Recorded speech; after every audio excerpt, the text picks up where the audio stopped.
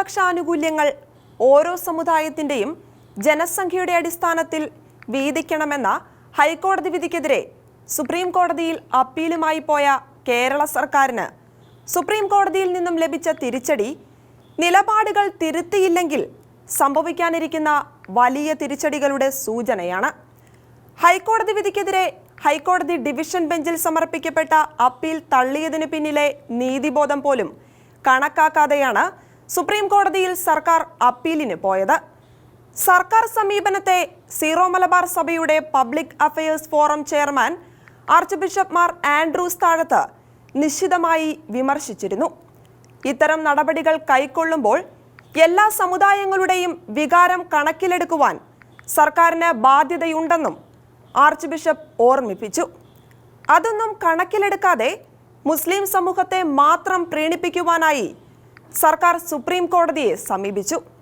ഹൈക്കോടതി വിധി സ്റ്റേ ചെയ്യാൻ സുപ്രീം കോടതി വിസമ്മതിച്ചു.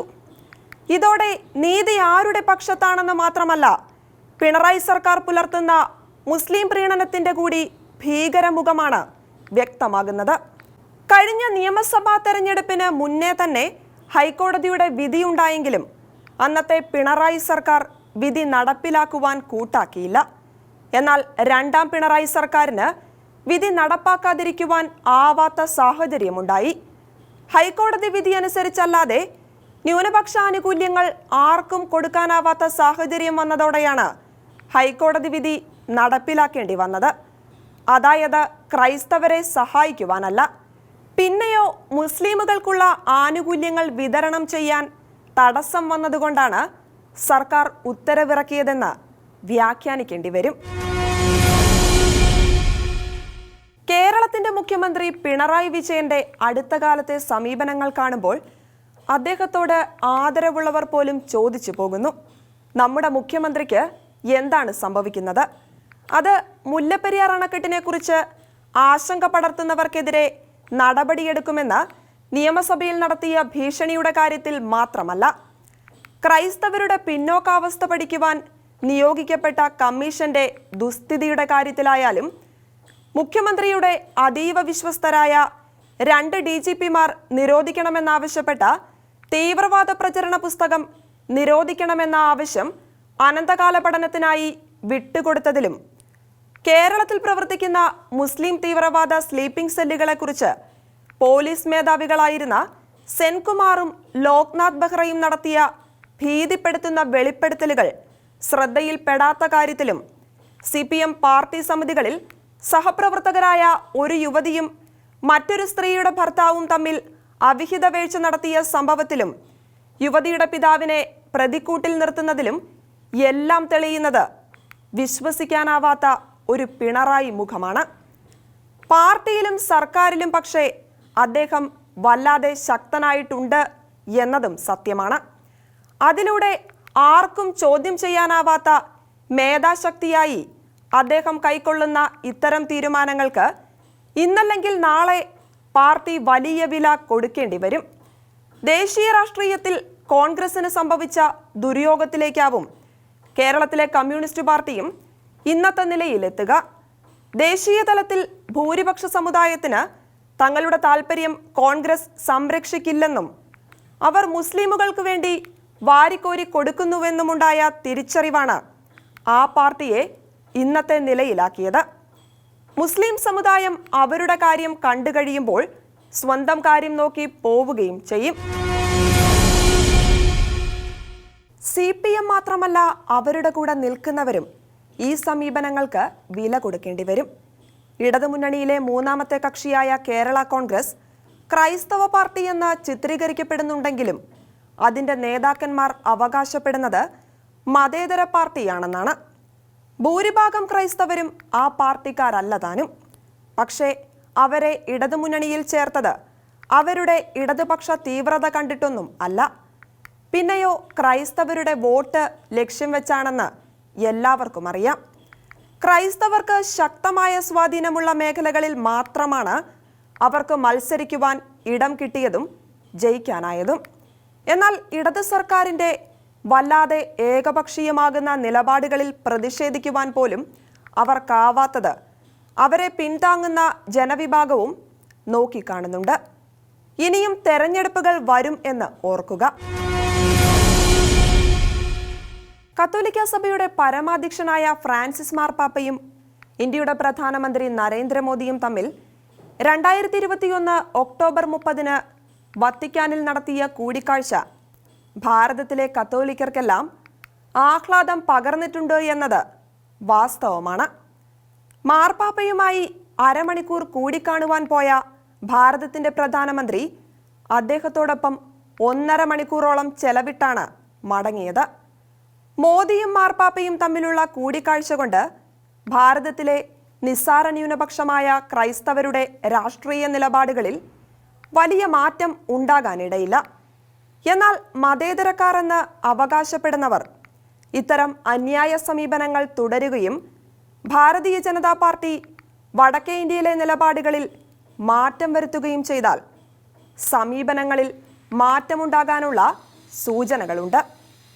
പാലാ മെത്രാനെതിരെ കേസെടുത്തതിനെ അപലപിച്ചതുപോലെ വടക്കേ ഇന്ത്യയിലും BJP നിലപാടുകൾ എടുക്കേണ്ടതുണ്ട്. കേരളത്തിലെ ഇടതുപക്ഷവും വലതുപക്ഷവും ക്രൈസ്തവരോട് അനീതി കാട്ടിക്കൊണ്ടും ഏതാണ്ട് ഒന്നുപോലെ മുസ്ലിം പ്രീണന നയമാണ് സ്വീകരിക്കുന്നത് എന്ന ചിന്ത ക്രൈസ്തവർക്കിടയിൽ ശക്തിപ്പെട്ടു വരുന്നുണ്ട്. ഇപ്പോൾ ആ നീക്കം ഏറെ നിർണായകമാവില്ലായിരിക്കാം, പക്ഷേ അത് വളർന്നേക്കാം. ഒരു മരവും അവസാനത്തെ വെട്ടുകൊണ്ടല്ല വീഴുന്നത് എന്ന് ഓർക്കുന്നത് നന്നായിരിക്കും. മനസ്സിലാക്കാനാവാത്ത നിഗൂഢതകളാണ് മുഖ്യമന്ത്രിയുടെ മുല്ലപ്പെരിയാർ നയം പ്രകടമാക്കുന്നത്. 1.5 നൂറ്റാണ്ടോളം പഴക്കമുള്ള മുല്ലപ്പെരിയാർ അണക്കെട്ട് ദുർബലമാണെന്നും പുതിയ അണക്കെട്ട് നിർമ്മിക്കണമെന്നും ആവശ്യപ്പെട്ട് 10 വർഷം മുമ്പ് 2011 ഡിസംബർ 8 മുല്ലപ്പെരിയാർ മുതൽ അറബിക്കടൽ വരെ മനുഷ്യമതിൽ തീർത്ത് പ്രതിഷേധിക്കുന്നതിന് നേതൃത്വം കൊടുത്ത പിണറായി ഇപ്പോൾ അന്ന് താൻ പറഞ്ഞ സത്യം ആവർത്തിക്കുന്നവരോട് എന്തേ ഇങ്ങനെ പെരുമാറുന്നു? അന്ന് അറബിക്കടലിൽ VS അച്യുതാനന്ദനും മുല്ലപ്പെരിയാറിൽ EP ജയരാജനും വണ്ടിപ്പെരിയാറിലെ സമരപ്പന്തലിൽ പിണറായി വിജയനും ബിനോയ് വിശ്വമടക്കമുള്ള മറ്റ് കക്ഷി നേതാക്കളും ചങ്ങലയിൽ കണ്ണികളായിരുന്നു. അന്ന് പിണറായി നടത്തിയ പ്രസംഗത്തിന്റെ വീഡിയോ ഇന്നും ആവേശം കൊള്ളിക്കുന്നതാണ്. അന്ന് ഇടതുമുന്നണിക്കാർ മാത്രമല്ല അല്ലാത്തവരും സമരത്തിനുണ്ടെന്ന് പിണറായി അവകാശപ്പെട്ടത് അന്നും ഇന്നും സത്യമാണ്. അന്ന് ജനാധിപത്യ മുന്നണിയിലെ ജലവിഭവ മന്ത്രി PJ ജോസഫ് സമരപ്പന്തലിലെത്തി പിണറായിയെ ആലിംഗനം ചെയ്ത കഥയൊന്നും കേരളം മറക്കില്ല, മറക്കാനാവില്ല. എന്നാൽ 2016 മുഖ്യമന്ത്രി പദം നേടി പിണറായി പ്രധാനമന്ത്രി മോദിയെ കണ്ട ശേഷം നടത്തിയ പത്രസമ്മേളനത്തിൽ മുല്ലപ്പെരിയാർ അണക്കെട്ട് സുരക്ഷിതമാണെന്ന് പറഞ്ഞപ്പോൾ തുടങ്ങിയതാണ് ഈ സംശയം. ഇപ്പോഴിതാ അണക്കെട്ടിന്റെ സുരക്ഷയെക്കുറിച്ച് ആശങ്ക പടർത്തുന്നവർക്കെതിരെ നടപടിയെടുക്കുമെന്ന ഭീഷണിയും. വാക്കുകളിൽ വ്യക്തമല്ലാത്ത എന്തോ പിണറായിയുടെ മനസ്സിലുണ്ടെന്ന് കരുതിപ്പോകുന്ന സമീപനം. മുല്ലപ്പെരിയാർ കാര്യത്തിൽ എക്കാലവും കേരളത്തിന്റെ ദുര്യോഗമാണിത്. തമിഴ്നാട്ടിൽ ഏതു പാർട്ടി അധികാരത്തിൽ വന്നാലും ഇക്കാര്യത്തിൽ ഒറ്റ സമീപനമാണ്. അവർ അണക്കെട്ടിന് വേണ്ടി ഉറച്ചു നിൽക്കുന്നു. കേരളത്തിന് വേണ്ടി വാദിക്കേണ്ടവരെ പോലും വശത്താക്കിയെന്ന് തോന്നിക്കും വിധം അവരുടെ കാര്യങ്ങൾ നേടുന്നു. കേരളത്തിന്റെ വക്താക്കൾ ഇവിടുത്തെ 30 ലക്ഷം ജനങ്ങളുടെ ജീവൻ പന്താടാൻ പോലും തയ്യാറായി തോറ്റുകൊടുക്കുന്നു. മുല്ലപ്പെരിയാർ വിഷയത്തിൽ കേരളം ഭരിച്ച എല്ലാ സർക്കാരും കടുത്ത അവധാനതയാണ് പുലർത്തിയത്. കേരളത്തിലുള്ളത് ദേശീയ പാർട്ടികളാണ്. അവരുടെ തമിഴ്നാട് ഘടകം ഒരിക്കലും കേരള ഘടകത്തിന് ഒപ്പം നിൽക്കില്ല. അവർക്ക് കേരളം തോറ്റില്ലെങ്കിൽ വലിയ വില കൊടുക്കേണ്ടി വരും. ചിദംബരത്തെ പോലുള്ള കോൺഗ്രസുകാരായ കേന്ദ്രമന്ത്രിമാർ പോലും തുറന്ന കേരള വിരുദ്ധതയാണ് മുല്ലപ്പെരിയാർ കാര്യത്തിൽ പ്രകടമാക്കിയത്. ഓർക്കുക, അതിനെ ചോദ്യം ചെയ്യാൻ പക്ഷേ കേരളത്തിലെ കോൺഗ്രസ് നേതൃത്വത്തിനായില്ല.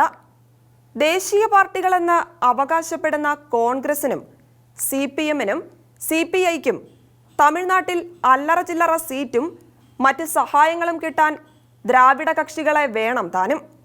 അത്തരം ചില കച്ചവട ലക്ഷ്യങ്ങളുടെ ഫലമാണ് മുല്ലപ്പെരിയാർ വിഷയത്തിലെ കേരളത്തിന്റെ തോൽവികളെന്ന് ആർക്കാണ് സംശയം?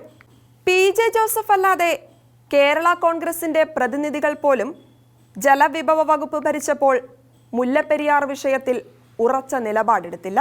1980-ൽ കേന്ദ്ര ജല കമ്മീഷൻ മുല്ലപ്പെരിയാറിൽ പുതിയ അണക്കെട്ടിനുള്ള നീക്കം ആരംഭിച്ചതാണ്. അത് ശക്തമായി മുന്നോട്ട് കൊണ്ടുപോകുവാൻ അന്നത്തെ മന്ത്രി R ബാലകൃഷ്ണപിള്ളയ്ക്ക് സാധിച്ചില്ല. മുല്ലപ്പെരിയാറിലെ ജലത്തെ ആശ്രയിക്കുന്ന തമിഴ്നാട്ടിലെ 6 ജില്ലകളിൽപ്പെട്ട 127 ലക്ഷം ഹെക്ടർ പ്രദേശത്തെ കൃഷി വലിയ കാര്യം തന്നെ. പക്ഷേ അതിലും എത്രയോ വലുതാണ് കേരളത്തിലെ 30 ലക്ഷം ജനങ്ങളുടെ ജീവൻ. 1886 ഒക്ടോബർ 29-ന് ബ്രിട്ടീഷ് ഭരണാധികാരികൾ തിരുവിതാംകൂർ മഹാരാജാവ് ശ്രീമൂലം തിരുനാളിനെ കൊണ്ട് ബലം പ്രയോഗിച്ച് ഒപ്പിടുവിച്ച 999 വർഷകരാറിൽ ആരംഭിക്കുന്നു കേരളത്തിന്റെ തോൽവി. അദ്ദേഹത്തിന്റെ മുൻഗാമിയായിരുന്ന വിശാഖം തിരുനാളിന്റെ കാലത്ത് ആരംഭിച്ച നീക്കമാണിത്. തമിഴ്നാട്ടിൽ വരൾച്ച മൂലമുണ്ടായ കൃഷിനാശവും ആൾനാശവും കണക്കിലെടുത്തായിരുന്നു ബ്രിട്ടീഷ് സർക്കാർ ഈ നീക്കത്തിന് മുതിർന്നത്. അക്കാലത്ത് വരൾച്ച മൂലം 60,000 പേർ മരിച്ചു എന്നാണ് കണക്ക്. 1850-ൽ അണക്കെട്ടിനുള്ള നീക്കം ആരംഭിച്ചു. 1885-ൽ വിശാഖം തിരുനാൾ കാലം ചെയ്തതോടെ എല്ലാം എളുപ്പത്തിലാക്കി. അണക്കെട്ടിന്റെ വൃഷ്ടിപ്രദേശമായി 8,000 ഏക്കറും അണക്കെട്ട് പണിയുവാൻ വേറെ 100 ഏക്കറും ബ്രിട്ടീഷുകാർക്ക് കൊടുക്കുന്നതിന് പകരം 5 തെങ്ങ് തങ്കശ്ശേരി പ്രദേശങ്ങളിലെ 52 ഏക്കർ വിട്ടുതരണമെന്ന രാജാവിന്റെ ആവശ്യം പോലും അംഗീകരിക്കപ്പെട്ടില്ല. നഷ്ടപരിഹാരമായി നിശ്ചയിച്ച 7 ലക്ഷം രൂപയും തിരുവിതാംകൂറിനുണ്ടായിരുന്ന കപ്പ കുടിശ്ശികയിൽ വകവെച്ചതല്ലാതെ നൽകിയില്ല. അണക്കെട്ട് പൂർത്തിയായപ്പോൾ 592 ഏക്കർ കൂടി ബ്രിട്ടീഷുകാർ കൈവശവുമാക്കി. ബ്രിട്ടീഷ് സർക്കാരിന് വേണ്ടി ജോൺ പെന്നിഹക്കിന്റെ നേതൃത്വത്തിൽ 1887-ൽ ആരംഭിച്ച നിർമ്മാണം 1895-ൽ പൂർത്തിയായി. മലമ്പനി പേടിച്ച് പണിക്കാർ ജോലിക്കെത്താതിരുന്നപ്പോൾ ചാരായം നല്ല മരുന്നാണ് എന്നൊക്കെ തെറ്റിദ്ധരിപ്പിച്ചാണ് പണിക്കാരെ കൂട്ടിയതെന്ന് കഥകളുണ്ട്. 8 വർഷം ദീർഘിച്ച നിർമ്മാണ കാലത്ത് 483 ജോലിക്കാർ മരിച്ചതായാണ് കണക്ക്. 176 അടി ഉയരവും 1200 അടി നീളവുമുള്ള അണക്കെട്ടിൽ 152 അടി വെള്ളം സംഭരിക്കുവാനാണ് ഉദ്ദേശിച്ചിരുന്നത്. ബ്രിട്ടീഷ് ഭരണകാലത്തുണ്ടാക്കിയ അന്തർ സംസ്ഥാന കരാറുകളെല്ലാം സ്വാതന്ത്ര്യം ലഭിച്ചതോടെ ഇല്ലാതായെങ്കിലും തമിഴ്നാട് കേരളത്തിലെ മുഖ്യമന്ത്രിമാരെ സ്വാധീനിച്ച് വീണ്ടും അവരുടെ അധീശത്വം ഉറപ്പാക്കി. ഇക്കാര്യത്തിൽ ഏറ്റവും വലിയ പാതകം കേരളത്തോട് ചെയ്തത് 1970-ൽ മുഖ്യമന്ത്രിയായിരുന്ന C. അച്യുതമേനോനായിരുന്നു. അദ്ദേഹം 999 വർഷത്തേക്കുള്ള പാട്ടക്കരാർ സ്ഥിരമാക്കി. തമിഴ്നാട്ടിലെ തേനി, ഡിണ്ടിഗൽ, മധുര, ശിവഗംഗ, രാമനാഥപുരം ജില്ലകളിലെ കൃഷിക്കായി പെരിയാറിലെ ജലം നല്ല മനസ്സോടെ വിട്ടുകൊടുക്കുകയായിരുന്നു കേരളം. എന്നാൽ തമിഴ്നാട് കേരളത്തോടെടുത്ത സമീപനം അത്തരത്തിലുള്ളതായിരുന്നോ എന്ന് സംശയിക്കണം. മുല്ലപ്പെരിയാർ കാര്യത്തിൽ തിരുവനന്തപുരത്ത് സെക്രട്ടേറിയറ്റിൽ നടക്കുന്ന നീക്കങ്ങൾ പോലും ചാരന്മാർ വഴി അവർ ചോർത്തി. സെക്രട്ടേറിയറ്റിൽ നിന്നും ഇത്തരമൊരു ചാരൻ അടുത്ത കാലത്ത് അറസ്റ്റ് ചെയ്യപ്പെട്ടു. മുല്ലപ്പെരിയാർ അനുകൂല വാർത്തകൾ വരാൻ കേരളത്തിലെ പത്രക്കാരെ വരെ വിലക്കെടുത്തതായും വാർത്തകൾ വന്നു. കേരളം ഒരിക്കലും മുല്ലപ്പെരിയാർ വിഷയത്തിൽ വേണ്ട ജാഗ്രത പുലർത്തിയിട്ടില്ല എന്നതാണ് ചരിത്രം. സംസ്ഥാന പുനഃസംഘടനയുടെ കാലത്ത് തമിഴ്നാട് ഈ ലക്ഷ്യത്തോടെ പീരുമേട്, ദേവികുളം താലൂക്കുകൾ സ്വന്തമാക്കുവാൻ നോക്കി. തിരുവിതാംകൂർ നോക്കിയത് നെല്ലറയായ നഞ്ചിനാട് കൂടെ നിർത്താനാണ്. തമിഴ്നാട് കോൺഗ്രസ് പക്ഷേ സമ്മതിച്ചില്ല. അങ്ങനെ കന്യാകുമാരി ജില്ല തമിഴ്നാടിൻ്റെതായി. അതോടെ നിർബാധം പട്ടയം കൊടുത്ത് കുടിയേറ്റം വർദ്ധിപ്പിച്ച് പീരുമേടും ദേവികുളവും സ്വന്തമാക്കി. എല്ലാ പോരാട്ടത്തിലും കേരളം തമിഴ്നാടിനോട് തോൽക്കുന്നത് തുടർക്കഥയായി. കേരളം തോൽക്കുന്നതോ ചതിയൻ ചന്തുമാർ തോൽപ്പിക്കുന്നതോ എന്ന ചിന്ത ശക്തമായി. കേരളത്തിന്റെ പ്രതിനിധികളായി പോകുന്നവർ സർവോദയക്കാരാവുകയും തമിഴ്നാടിന്റെ പ്രതിനിധികൾ അവരുടെ കാര്യം വാദിക്കുകയും ചെയ്യുമ്പോൾ നമ്മുടെ പ്രതിനിധികൾക്ക് ലഭിക്കുന്ന പാരിതോഷികം എന്താവുമോ ആവോ. 1886 കരാർ അനുസരിച്ച് ജലസേചനത്തിന് മാത്രമാണ് മുല്ലപ്പെരിയാറിലെ വെള്ളം ഉപയോഗിക്കാവുന്നത്. അതിൽ നിന്നും വൈദ്യുതി കൂടി ഉൽപ്പാദിപ്പിക്കുവാൻ 1936 തമിഴ്നാട് അനുമതി തേടി. തിരുവിതാംകൂർ സമ്മതിച്ചില്ല. കേസ് ആർബിട്രേറ്റർക്ക് വിട്ടു. തമിഴ്നാടിന്റെ പ്രതിനിധി തമിഴ്നാടിന്റെ നിലപാടിനെ അംഗീകരിച്ചപ്പോൾ തിരുവിതാംകൂറിന്റെ പ്രതിനിധി തിരുവിതാംകൂറിന്റെ വാദമാണ് ശരിയെന്ന നിലപാടെടുത്തു. തീർപ്പാകാതെ വന്നപ്പോൾ അമ്പയർക്ക് വിട്ടു. അദ്ദേഹത്തിന് മുന്നിൽ തമിഴ്നാടിന് വേണ്ടി വാദിച്ചത് അല്ലാടി കൃഷ്ണസ്വാമി അയ്യർ, തിരുവിതാംകൂറിന് വേണ്ടി വാദിച്ചത് ദിവാൻ സർ CP രാമസ്വാമി അയ്യർ. പ്രശസ്ത അഭിഭാഷകനായ അദ്ദേഹം വക്കീൽ ഫീസ് പോലും വേണ്ടെന്ന് വെച്ചാണ് വാദിച്ചത്. കേസിൽ തമിഴ്നാട് തോറ്റു. ജലസേചനത്തിനല്ലാതെ കുടിവെള്ളമായി പോലും മുല്ലപ്പെരിയാറിലെ ജലം ഉപയോഗിക്കരുതെന്നായിരുന്നു വിധി. ആ വിധിയാണ് അച്യുതമേനോൻ അസ്ഥിരപ്പെടുത്തി 1970 കരാറിന് അനുബന്ധമുണ്ടാക്കിയതും തമിഴ്നാടിന് വിജയം കൊണ്ടാടാനായതും. അന്നു മുതൽ തമിഴ്നാടിന് മുല്ലപ്പെരിയാറിലെ വെള്ളത്തിൽ വൈദ്യുതി ഉൽപ്പാദിപ്പിക്കാമെന്നായി. കേരളത്തിന് അണക്കെട്ടിൽ നിന്നും മീൻ പിടിക്കാമെന്നും. 1979 ഗുജറാത്തിലെ മോർവി അണക്കെട്ട് തകർന്ന് 15,000 പേർ മരിച്ചതോടെയാണ് മുല്ലപ്പെരിയാർ എന്ന അപ്പൂപ്പൻ അണക്കെട്ട് കേരളത്തിലും പേക്കിനാവായത്. അണക്കെട്ടുകളുടെ പ്രായപരിധി 50 മുതൽ 100 വയസ്സുവരെയെന്ന് വിദഗ്ധർ പറയുന്നതെല്ലാം മലയാളി വായിച്ചത് അന്നാണ്. അക്കാലത്ത് അണക്കെട്ടിൽ പലയിടത്തും ലീക്കും ചോർച്ചകളും ഉണ്ടായിരുന്നു. അതോടെ പഠനങ്ങളായി. കേന്ദ്ര ജലവിഭവ കമ്മീഷൻ ചെയർമാനായിരുന്ന ഡോക്ടർ KC തോമസ് നടത്തിയ പഠനത്തെ തുടർന്ന് ജലസംഭരണ പരിധി 152 അടിയിൽ നിന്നും 136 അടിയാക്കുവാൻ നിർദ്ദേശിച്ചു. തമിഴ്നാട് സർക്കാർ അറ്റകുറ്റപ്പണികൾ നടത്തി. അണക്കെട്ട് സുരക്ഷിതമായെന്ന് അവകാശപ്പെട്ടു. ജലനിരപ്പ് 136 അടിയിൽ കൂടുതലായാൽ ഒഴുക്കിക്കളയുവാൻ സ്പിൽവേകളും നിർമ്മിച്ചു. തമിഴ്നാടിന് വലിയ അടിയായിരുന്നു ഈ തീരുമാനം. മുല്ലപ്പെരിയാറിലെ ജലം ഉപയോഗിച്ച് അവർ കൃഷി ചെയ്യുന്നത് 1.5 ലക്ഷം ഏക്കറിലായിരുന്നു. തമിഴ്നാടിന് അതിലൂടെ 4.3 ലക്ഷം രൂപ വരുമാനമുണ്ടായപ്പോൾ കേരളത്തിന് 43,000 രൂപയാണ് കിട്ടിയത്. പുതിയ അണക്കെട്ട് നിർമ്മിക്കുവാനും ശുപാർശ ചെയ്തു. പുതിയ അണക്കെട്ടിനുള്ള സ്ഥലം നിർണയിക്കപ്പെട്ടു. വന്യജീവി സങ്കേതത്തിലാണ് സ്ഥലം എന്ന ന്യായം പറഞ്ഞ് പുതിയ അണക്കെട്ടിനുള്ള നീക്കം ഉപേക്ഷിച്ചു. 1992 തമിഴ്നാട് അറ്റകുറ്റപ്പണികൾ പൂർത്തിയാക്കി. വെള്ളം 142 അടിയാക്കണമെന്ന് ആവശ്യപ്പെട്ടു. കേരളം സമ്മതിച്ചില്ല. അണക്കെട്ട് ദുർബലമാണെന്ന് കേരളം വാദിച്ചു. അണക്കെട്ടിന്റെ പ്രായം, നിർമ്മിക്കുവാനുപയോഗിച്ച വസ്തുക്കൾ, അണക്കെട്ടിന്റെ പ്രദേശത്തുള്ള ഭൂകമ്പങ്ങൾ, അതിവൃഷ്ടി തുടങ്ങിയവയെല്ലാം ആശങ്ക കൂട്ടി. സെന്റർ ഫോർ എർത്ത് സയൻസ് നടത്തിയ പഠനമനുസരിച്ച് 6 റിക്ടർ സ്കെയിലിൽ കൂടിയ ഒരു ഭൂചലനമുണ്ടായാൽ മുല്ലപ്പെരിയാർ തകരുമെന്ന് വന്നതോടെ ആദി കൂടി.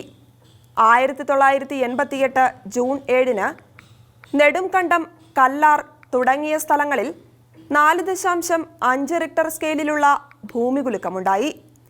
2009 റൂർക്കി IIT നടത്തിയ പഠനത്തിലും ആപത്ത് സൂചനയാണ് ഉള്ളത്. അണക്കെട്ട് പുതുക്കി പണിയാനുള്ള കേരളത്തിന്റെ എല്ലാ നീക്കത്തെയും തമിഴ്നാട് എതിർത്തു. പലവട്ടം കേസ് സുപ്രീം കോടതിയിലെത്തി. കേരളത്തിലെ ജനങ്ങൾക്ക് ജീവന് ഭീഷണിയായിരിക്കുന്നതുകൊണ്ട് മുല്ലപ്പെരിയാർ അണക്കെട്ട് പുതുക്കി പണിയണമെന്നുള്ള കേരളത്തിന്റെ നീക്കത്തിനെതിരെയും കേരള സർക്കാർ നിയമം വഴി രൂപീകരിച്ച അണക്കെട്ട് സുരക്ഷാ അതോറിറ്റിയുടെ നിയമസാധുതയും എല്ലാം ചോദ്യം ചെയ്തുകൊണ്ട് തമിഴ്നാട് സർക്കാർ സമർപ്പിച്ച ഹർജിയിൽ വാദം കേൾക്കുന്ന സുപ്രീം കോടതി ഒരുപക്ഷെ കേരളം പോലും ഉന്നയിക്കുവാൻ മടിച്ച ചില ചോദ്യങ്ങൾ 2009 ഉന്നയിച്ചതാണ്. 1886 തിരുവിതാംകൂർ രാജാവും ബ്രിട്ടീഷ് ഇന്ത്യ കമ്പനിയുമായി ഉണ്ടാക്കിയ കരാർ പുതുക്കുവാൻ തമിഴ്നാടിന് എന്തവകാശം എന്നതായിരുന്നു കോടതിയുടെ ആദ്യ ചോദ്യം. ഒരു കോടതി ഒരിക്കൽ പ്രഖ്യാപിച്ച വിധി സാഹചര്യങ്ങൾ മാറിയാൽ നിലനിൽക്കുമോ എന്നും കോടതി ചോദിച്ചു. മുല്ലപ്പെരിയാർ അണക്കെട്ടിൽ 142 അടി വരെ വെള്ളം നിറയ്ക്കാമെന്ന് 2006 സുപ്രീം കോടതി പുറപ്പെടുവിച്ച ഉത്തരവ് നിത്യമായ ഒന്നാകുന്നതെങ്ങനെയെന്നും കോടതി ചോദിച്ചു. സാഹചര്യം മാറിയാൽ വിധി പോലും ഒലിച്ചു പോകില്ലേ എന്നാണ് കോടതിയുടെ ചോദ്യം. അണക്കെട്ടിന്റെ സുരക്ഷാ കാര്യങ്ങൾ അന്ന് കണക്കിലെടുത്തിരുന്നുവോ? തെറ്റായ തെളിവുകളുടെ അടിസ്ഥാനത്തിലുണ്ടാകുന്ന വിധികൾ തെറ്റായി പോയാൽ തിരുത്തേണ്ടതല്ലേ? അപകടമുണ്ടായാൽ എന്തു ചെയ്യും? കേരളത്തിലെ അണക്കെട്ട് കേരളം പുതുക്കിപ്പണിതാൽ തമിഴ്നാടിന് എന്തു ചെയ്യാനാവും? ഒരുപക്ഷെ കേരളം ഹൃദയത്തിൽ സൂക്ഷിക്കുന്ന നിരവധിയായ ചോദ്യങ്ങളാണ് ജസ്റ്റിസ് RM ലോധ അധ്യക്ഷനായുള്ള 5-അംഗ സുപ്രീം കോടതി ബെഞ്ച് ഉന്നയിച്ചത്. ഇതിനുള്ള മറുപടിയിൽ മുല്ലപ്പെരിയാർ അണക്കെട്ട് തങ്ങളുടേതാണ് എന്നതായിരുന്നു തമിഴ്നാട് വാദം. തിരുവിതാംകൂർ മഹാരാജാവ് ബ്രിട്ടീഷ് സായിപ്പിനെ ഭയന്ന് ഒപ്പിട്ട 1886 മുല്ലപ്പെരിയാർ കരാർ എന്തേ ഇങ്ങനെയായി? ആയിരക്കണക്കിന് മലയാളികളുടെ ജീവന് ഭീഷണിയാകത്തക്ക വിധം ആ അണക്കെട്ട് തമിഴ്നാട്ടുകാരുടേത് മാത്രമായി പോയത് എങ്ങനെ? സംസ്ഥാന പുനഃസംഘടനയിലൂടെ കേരളത്തിന് ലഭിച്ച ഭൂപ്രദേശത്ത് സ്ഥിതി ചെയ്യുന്ന അണക്കെട്ടുകൾ അന്യസംസ്ഥാനത്തിൻ്റെതാകുമ്പോൾ അത് കേരളത്തിൻ്റെതായി നിലനിൽക്കുന്നത് കൊണ്ട് ഒരു പ്രയോജനവുമില്ലാത്ത മലയാളി പോലും അപമാനിക്കപ്പെടുന്നു. കോടതിയുടെ ചോദ്യങ്ങൾ കേട്ട് കേരളം സന്തോഷിച്ചെങ്കിലും വിധി തമിഴ്നാടിന് അനുകൂലമായിരുന്നു.